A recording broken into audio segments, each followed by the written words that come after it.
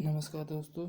आज हम अगले अध्याय में जो कक्षा 10 में सामाजिक विज्ञान का जो पेपर है उसमें जो प्रथम अध्याय है उसका यूरोप में राष्ट्रवाद का उद्देश्य पाठ पे हम इन प्रश्नों पर चर्चा करेंगे। और ये एग्ज़ाम के लेवल में बहुत ही महत्वपूर्ण प्रश्न है और एग्ज़ाम में देखना सीधे सीधे यहाँ से क्वेश्चन उठाए जाएंगे 10वीं बोर्ड में, तो आप इनका बहुत ही बेहतरीन तरीके से अध्ययन करें।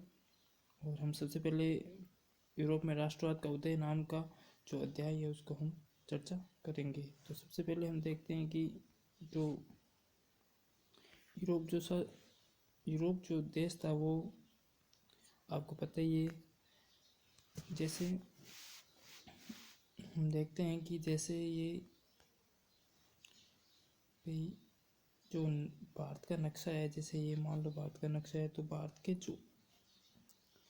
जो पश्चिम उत्तर इस साइड का जो एरिया है, उत्तरी पश्चिम में एशिया के उत्तरी पश्चिम में जो एरिया है उसको हम यूरोप महाद्वीप कहते हैं। यूरोप महाद्वीप में इंग्लैंड, फ्रांस, जर्मनी ये सारे देश वहाँ आते हैं। तो सबसे पहले हम पहले प्रश्न का हम अध्ययन करते हैं।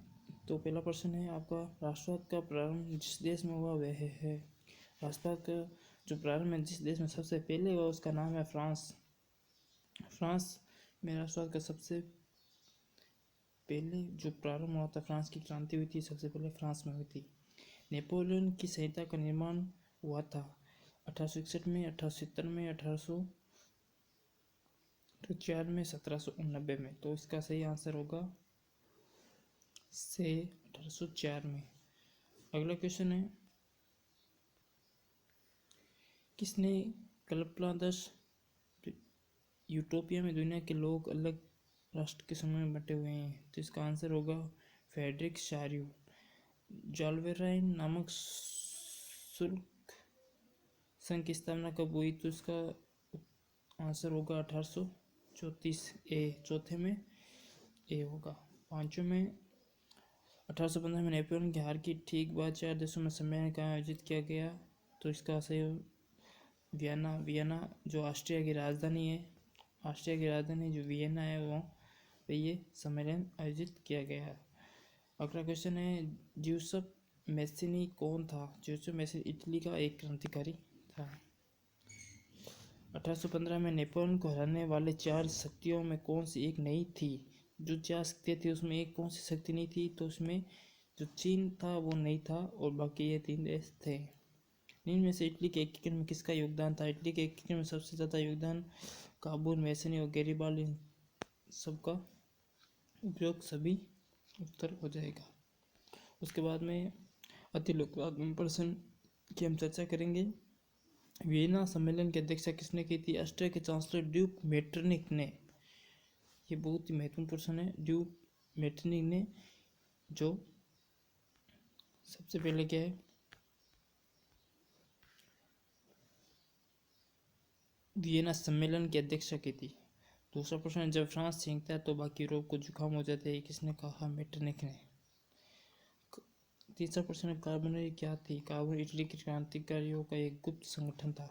बहुत ही महत्वपूर्ण प्रश्न है, ये क्या था? एक गुप्त संगठन का नाम है जिसको एक कार्बोनरी कहते थे। चौथा प्रश्न है, किस संधि ने यूनान को एक स्वतंत्र राष्ट्र की मान्यता प्रदान की? तो 1832 में कुस्तुनिया की संधि ने। प्रश्न 4, कुस्तुनिया की संधि ने स्वतंत्र राष्ट्र की मान्यता दी। ये चौथा नंबर क्वेश्चन है। ये क्वेश्चन 4 है और ये क्वेश्चन यहाँ पे 5वां स्टार्ट हो रहा है।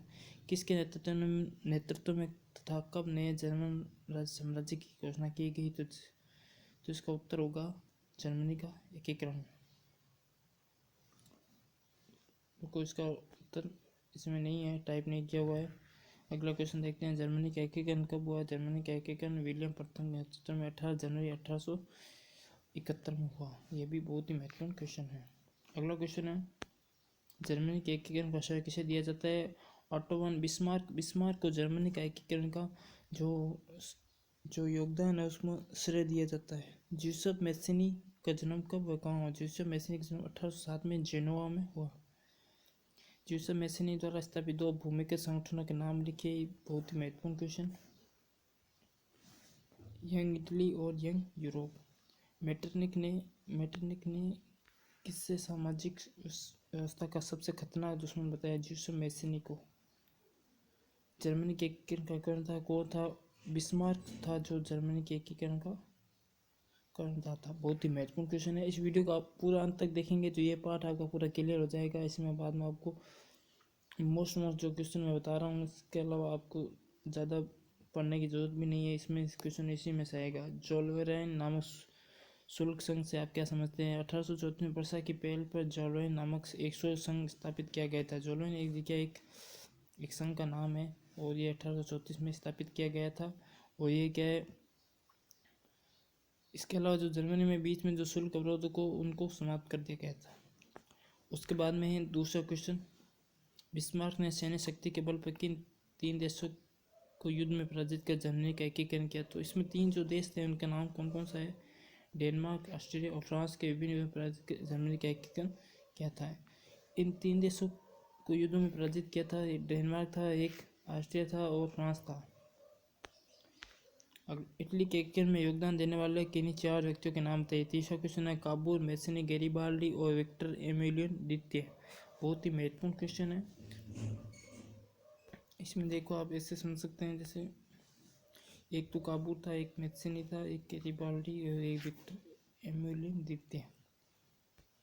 चौथा क्वेश्चन है। काबूल में इटली के एकीकरण में योगदान को लिखे। इटली के एकीकरण में जो योगदान जो काबूल ने दिया था उसमें से उसको हम शब्दों में, काबूल ने एक व्यक्ति कूटनीतिक संधि, फ्रांस नैतिक सहायता प्राप्त कर 1859 में ऑस्ट्रिया की सेनाओं को पराजित कर दिया। इससे इटली का एकीकरण सरल हो गया। काबूल ने एक कूटनीतिक संधि द्वारा फ्रांस की सैन्य सहायता प्राप्त कर 1859 में ऑस्ट्रिया की सेनाओं को पराजित कर इटली का एकीकरण किया, सरल हो गया था। मतलब समझ सकते हैं। काबूल ने इटली के एकीकरण में योगदान को लिखे। काबूल ने एक कूटनीतिक संधि द्वारा फ्रांस की सैन्य सहायता प्राप्त करी 1859 में। ऑस्ट्रेलियाई सेना को पराजित कर दिया और इटली का एकीकरण सरल हो गया। इस वजह से क्या इटली का एकीकरण सरल हो गया था। वियना सम्मेलन में किन 4 प्रमुख देशों के प्रतिनिधि सम्मिलित हुए थे? तो इसमें पहला हो जाएगा ब्रिटेन, दूसरा रूस, तीसरा प्रशिया और चौथा ऑस्ट्रिया। ऑस्ट्रिया की राजधानी वियना है। रोमानियावाद से क्या अभिप्राय है? रोमानियावाद एक सांस्कृतिक आंदोलन था, एक प्रकार की राष्ट्रीय भावना का विकास करना चाहता था। रोमानियावाद तर्क वितर्क विज्ञान के महिमामंडल की आलोचना करता था और भावनाओं, अंतर्दृष्टि, रहस्यवाद भावनाओं पर जोर देता था। इसने एक साझा सामूहिक विरासत, सांस्कृतिक अतीत को राष्ट्र का आधार बनाने पर बल दिया।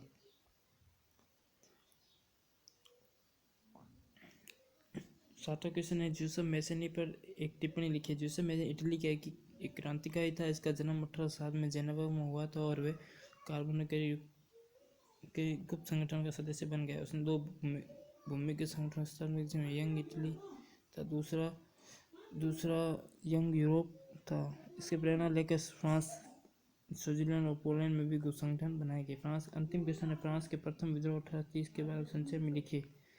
तो फ्रांस में प्रथम विद्रोह 1830 में हुआ। बुरबो राजा, जिन्हें 1815 के बाद हुई रूढ़िवादी प्रक्रिया के दौरान सत्ता में बहाल किया गया, उन्हें अब उदारवादी क्रांतिकारियों ने उखाड़ फेंका था, क्योंकि उनकी एक जगह संवैधानिक राजतंत्र स्थापित किया गया जिसका अध्यक्ष लुई फिलिप था, जो फ्रांस का जो राजा था।